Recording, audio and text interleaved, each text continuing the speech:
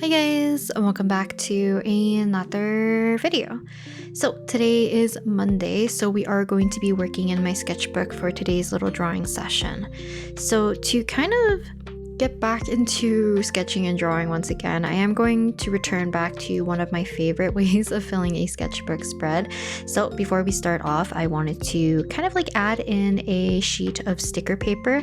Now I've done this in the past before, and unfortunately I was trying a new way to adhere this to the page. It ended up having a bit of a crease at the bottom, so I'll probably stick with just leaving it as kind of like a full sheet and just sticking it into my sketchbook rather than laying it out and rolling it similar to like my vinyls. For sketching, I am going to be using my Tec C Coletto 5, which is kind of like a multi-pen, but I've kind of decked it out with the different kind of cartridges or like pencil compatible compartments for this. I think I talked about this pencil in the past, so if you're ever interested, I will link the video or put it into a card or something on the screen. But I ended up sketching with photo blue, which I think in the past I have shown you guys the footage, and it's very hard to see because it is such a light color for the most part, so my camera does have a harder time picking up any of the footage that has me sketching with this particular color. But I usually pick the kind of like lead color depending on like if I'm going to be doing line art with a pen or I'm adding color via, let's say, colored pencils, markers, watercolors, anything like that. I don't typically like using graphite as the base if I can help it, just because it does leave a little bit more of that residue and a little bit of the, I guess, like the way it smudges makes things look very muddy sometimes, which I don't really like if I want to focus on color. So to keep things a little bit cleaner, I did pick a color that leans a little bit closer to whoever's color palette that I'm drawing, which happens to be Anaxa from Honkai Star Rail. So you can probably tell from just like the thumbnail of today's video, I am doing another kind of two-color, two-tone spread kind of ordeal.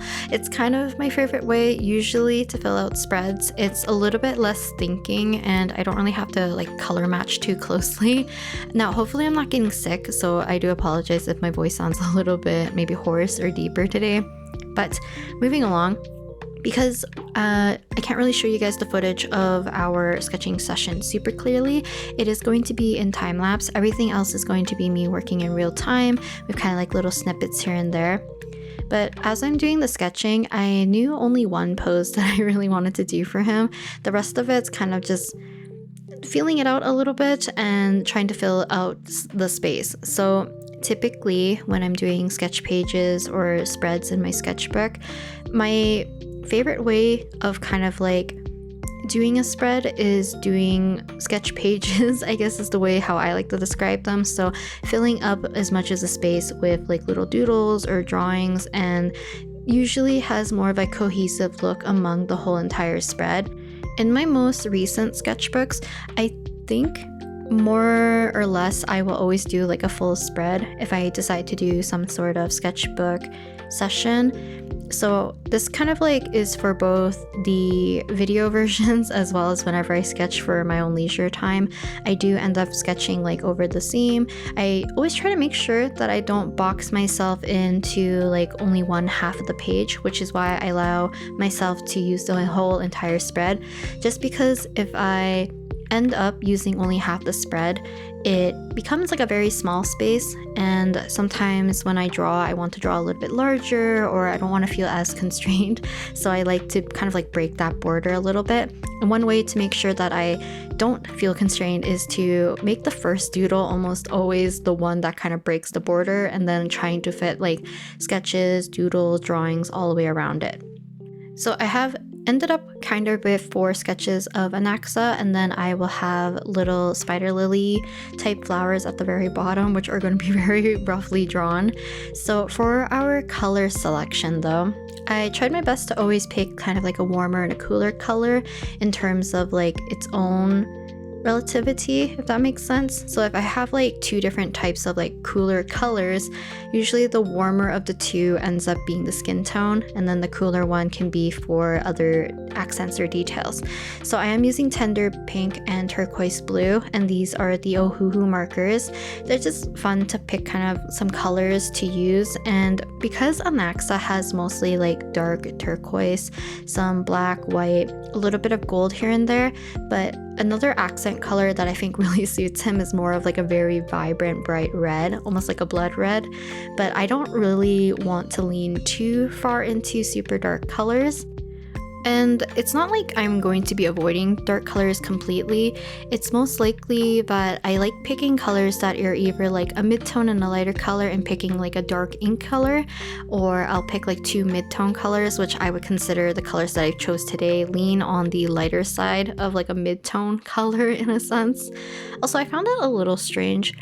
Tender Pink for some reason on my swatches and on like the lid and everything, like I think like indicating for it, kind of is like this cooler type of pink, but you can kind of see it in the footage. When I initially lay it down, it is almost like a peachy color, which almost threw me off because I was trying to avoid using too many turquoise peach combinations because I always lean towards that. I know it's not super different from me using like a turquoise or a mint alongside with a pink, like everything's relatively around the same kind of color palette just because those tend to be my favorite colors. But I guess like I was trying to keep in mind the ink color that I wanted to use for today, which I'll talk about a little bit later once we actually start to do the inking. So when I'm doing these two color spreads, I think when I initially did them, I would focus on one doodle at a time and kind of like flip-flop between the colors. But I think the more I got used to doing like the two colored kind of spreads, I ended up doing a whole pass of usually my warmer color first. This is kind of like a way for me to also establish like shadows on the face, just because I tend to draw characters more, so usually their face is somewhat present, and then I will add in my cool colors.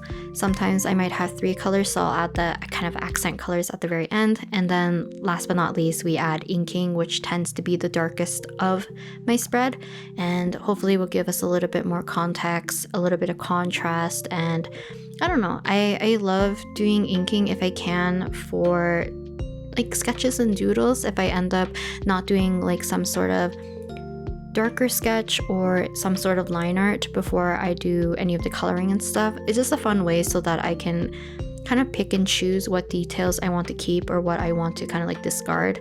So I kind of get to make my mind up by then rather than having to do all the line art and pretend I end up doing a lot of details. Then a lot of the time the coloring portion is kind of like at the mercy of my line art. I feel like I don't get to be as loose. Now obviously you can do whatever you want. I don't have to be super like tight with my coloring if I have very clean, very detailed line art. It's just like a preference if I do. But if I do color first, make it a little bit rough and a little messy, then I don't really mind, and I can kind of almost sketch with my pen in a way, and it feels a little bit looser, for at least like for me. But when I'm doing coloring, I think typically when I did water-based markers or even like some spreads in the past, I've done them in a very like chunky kind of messy way and then really heavily relied on the line work. But I found that more recently, when I draw characters, let's say like Anaxa, where I actually did not have a lot of good references, I'm not too sure if you could see or tell when I was doing the sketching, I took a lot of like pauses and breaks, and that's mostly because I ended up kind of like sifting through references and being very confused on what is what and what kind of certain accessories or clothings actually are supposed to look like, and not keeping them super vague. Because now that we're on the line art session, which you kind of see, I started off with this dark blue, which actually was, I don't know, a little bit too dark for my liking because it read more black than just like a dark blue. So I ended up switching pens to my Dr. Grip instead, and it has my turquoise ink. Now I believe I did spoil myself last year and bought myself 3 pens from Jet Pens, where I could kind of like swap any of my refill inks that I got off also Jet Pens, so that I would be able to have like a plethora of colors if I want to sketch. But as well as I wanted to make sure I had at least 2 different body types for my pen. I gravitate towards using pens and pencils that have a thinner barrel. They sit more comfortably in my hand, but as I was growing up, back in like middle school, I collected a lot of pencils and stuff, and I was gifted a lot of stationery as a kid. So I loved using the thicker barrels because I had such like a death grip. So a bigger barrel kind of pen was a little bit more comfortable for myself.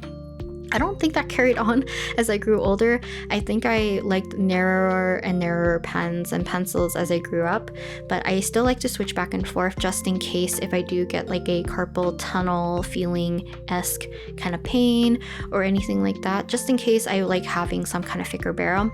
So for me, at least, I know that usually when I work with pencil, I can keep it quite loose and then kind of like switch it to doing more details where it requires me to be a little bit more precise, and I'm kind of holding the pencil a little bit more heavier with a grip. But I noticed that when I work with pen, oftentimes my hand cramps a lot because I'm focusing on small details. So I thought that this time around, I was having a hard time gripping the pencil or the pen this time. So I thought maybe switching to the thinner barrel would not make my hand feel so weird about it. So I ended up swapping my inks instead and being able to use a small barrel for the rest of the inking for today. So for the remaining of the inking portion for today's video, I am going to be using the small barrel. I did notice that the reason why I was not able to grip my pen, I thought it was because I ended up building some stuff for my parents for the last 2 days alongside with my brother. So I thought my hands were just like very fatigued and tired. So I wasn't able to grip the pen super well, which is kind of like why I also wanted to use the thicker barrel. But it was actually because I was watching, I forget which live stream it was, but I think I was like holding in my laughter, and at that point I think it was just harder for me to grip my pencil because I was trying not to laugh or like giggle or just anything. It's just like my whole body was like rejecting the fact that I should be doing anything that had remotely any sort of like precision. So I ended up taking a break, coming back, and started using the thinner pen once again, and I had no problem. And the only reason I was kind of like suspicious on why this might be is because even when I switched pens, I was not able to grip it comfortably regardless. So hopefully you could tell that sometimes when I grip my pens or pencils, my thumb is tucked in, I think like 80% of the times, but then sometimes my thumb is kind of like resting outwards or like not tucked in anymore, and sometimes that indicates that I'm holding my pencil in a weird way or my pen in a weird way to make it a little bit comfortable in my hand. So when I was watching myself ink a little bit earlier, I kind of saw that my thumb was not tucked in as well. So I just think I needed a break and let myself have all that giggles and laughter out of my system so I could focus on actually doing the inking. I think like color palette wise, it was probably better for me to switch to turquoise. I think it suits Anaxa a lot better than me using the dark blue because like I mentioned, the dark blue read too closely to it just being black. So if that was the case, I could have just used black right off the gate, but you could kind of tell that I didn't really account for that. And like I mentioned earlier, Anaxa's color palette is a little bit more on like the darker turquoise color or like a dark teal. He does have like a lot of black. He has a bit of white here and there, gold, and like smidges of red. So if I wanted to, I could have picked darker markers to do my flats or like my 2 colors, and maybe I could have snuck red and like a dark turquoise so that we could use black for the contrast. But I think the turquoise just matches super well in this case. Maybe the dark turquoise that I'm using for the inking would have been the color I would have used for the flats if I ended up using black, but that's kind of like the reason why I ended up even sketching with like the photo blue, which is like on the lighter side, so that the sketch doesn't stand out too much from the colors, so it doesn't mix too much, as well as it doesn't stand out from the line art as well. So while we are finishing up with the rest of the inking for the rest of the video, I thought it'd be funny to tell you guys this story. I don't remember the last time I talked about the social I guess it was like a dinner party that I had with like my 2 closest friends, their partners, and like 6 extra people. So basically, a lot of you guys were like sympathizing, being like, oh, I'm introverted, so like this kind of situation would have been a nightmare. So my anxiety was kind of riding a little bit high that day, because I'm not very much like a social person. I get very socially anxious when meeting new people, especially, and I was mostly told that it was supposed to be just like my 2 best friends plus their partners, and we're just doing like a small gathering of a little dinner party, and like I knew their partners, so it wasn't like meeting new people per se. But I think 2 weeks ago, I don't know if I mentioned this, but I ended up tabling at a one-day convention, and one of my best friends was helping me graciously to table that day. But I ended up going to a dinner party with her after the convention finished that her partner was hosting, and he invited 14 people, and I was like, oh dear. Like, I was not mentally prepared. One, it's already a little bit overwhelming after like finishing up a convention, because I'm not social like I mentioned, so I do feel a little bit awkward when doing conventions where I have to talk to people. But for the most part, I had a fun time at the convention. But at the dinner party, I was like losing my mind. I stuck to my friend's mom basically the entire night. I was only there for like an hour and a half, I think, because I was also her scapegoat, like my friend's mom's scapegoat to leave the party early. And this friend, I've known her since I was in like grade 7, so I've known her mom for a long time too, and she's always been nothing but sweet to me. So yeah, nightmare to meet 14 new people. So I don't want to go any more to like her dinner parties where I don't know like more than half the people. So yeah, I'm gonna kind of steer away from that. But I think we are done with the little spread for today, and hopefully you guys enjoyed today's little session.